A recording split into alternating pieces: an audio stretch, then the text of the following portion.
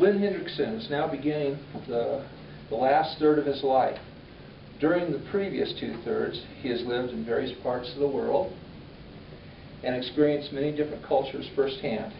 Now living in Provo, where he was born and raised, he works as a professor in the linguistics and English language department at Brigham Young University and tries to take good care of himself while also caring for his wife, children, grandchildren, and aging parents.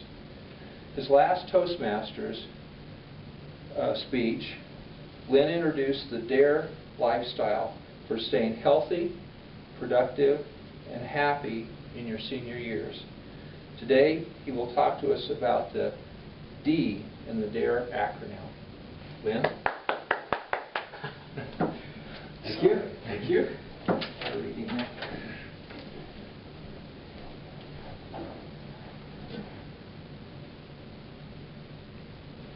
We have a duty to do as much as we can to keep our bodies as healthy as possible, Spencer W. Kimball once explained, because as we keep our bodies healthy, we are better able to care for our own needs and serve others. Unfortunately, many people end up in an unhealthy state and, like my poor suffering mother, go through many years of slow decline. Experts have calculated that 70% of premature death... I see what a fast decline was. And aging is, well, this goes from 45 to 85. This is 40 years. Is lifestyle related. In my last speech, I dared you to consider 4 key lifestyle factors that, if managed properly, can greatly increase your chances of staying strong, healthy, productive, and happy as you grow older. And your profile can look like this. Today, I would like to talk about the first letter in the DARE acronym, D, which stands for diet. Now, by diet, I don't mean the extreme, unsustainable things that some people go on for a few weeks to lose weight quickly, such as eating nothing but grapefruit. Rather, I mean choosing to eat and drink the right things in quantities that are conducive to good health in a way that you can sustain year after year. Eating right most of the time is an essential part of taking care of yourself. No matter how much you work out, you can't maintain a healthy weight unless you stick to a healthy diet. Crowley and Lodge, authors of Younger Next Year, have a talent for making points in memorable ways. They express their main dietary rule simply and directly: quit eating crap. In other words, avoid the junk foods that make you ravenous and are inflammatory for your cells. For instance, fried fast food is loaded with trans fats. Besides gaining weight, people who eat diets high in trans fats are more likely to experience signs of dementia, like brain shrinkage, and lower scores on thinking and memory tests. But fried fast food, sugary sodas, and candy are not the only junk food. In fact, some foods that you may think of as healthy may actually be harmful to your health. The emerging science of our day indicates that even the U.S. Department of Agriculture's venerable food guide pyramid, which you've all seen, it's been around for 20 years, has a lot of things totally wrong. And the fact that bread, cereal, rice, and pasta form the base of this pyramid may explain why American adults gain an average of almost a pound a year as they age. The largest, most comprehensive study of diet and weight gain in adults ever conducted concluded that much of this weight gain is caused by eating extra servings of food, such as potato chips, French fries, sugar-sweetened drinks, white bread, and low-fiber breakfast cereals, along with a decreased intake of fruits, vegetables, whole grains, and other minimally processed foods. A few years ago, the Department of Nutrition at the Harvard School of Public Health began promoting a different food pyramid.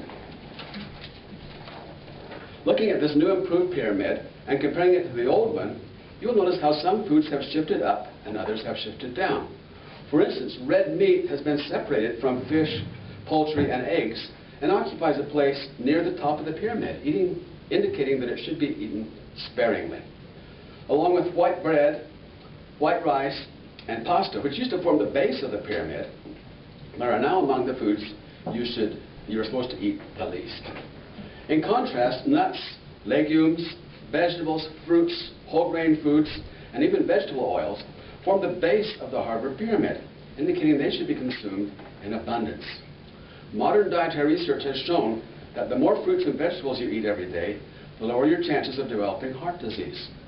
These findings are reflected in the government's new My Plate guidelines, which state at least half of your plate should be filled with fruits and vegetables, while the other half should be occupied by mostly whole grains and lean proteins. Similarly, the separate research of a pair of doctors, T. Colin Campbell, a nutritional biochemist from Cornell University, and Caldwell Esselstyn, a former top surgeon at the world-renowned Cleveland Clinic, led them to the same startling conclusion. Degenerative diseases like heart disease, type 2 diabetes, and even several forms of cancer could almost always be prevented, and in many cases reversed, by adopting a whole food, plant-based diet. Their story is told in the recently released film, Forks Over Knives, which reviewers claim can save your life. It has certainly changed mine. Since watching this movie at the end of last year, I've tried to eat a plant-based whole foods diet as much as possible.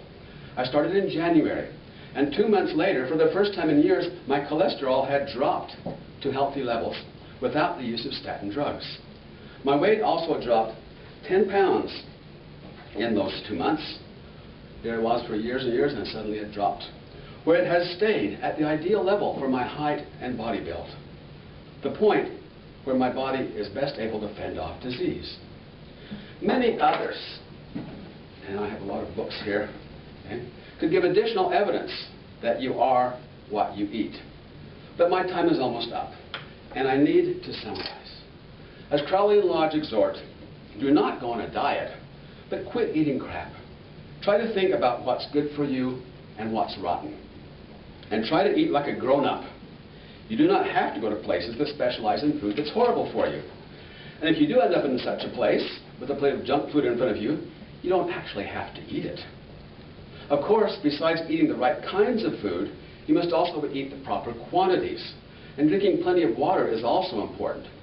I will talk about these and other DARE lifestyle factors in future speeches.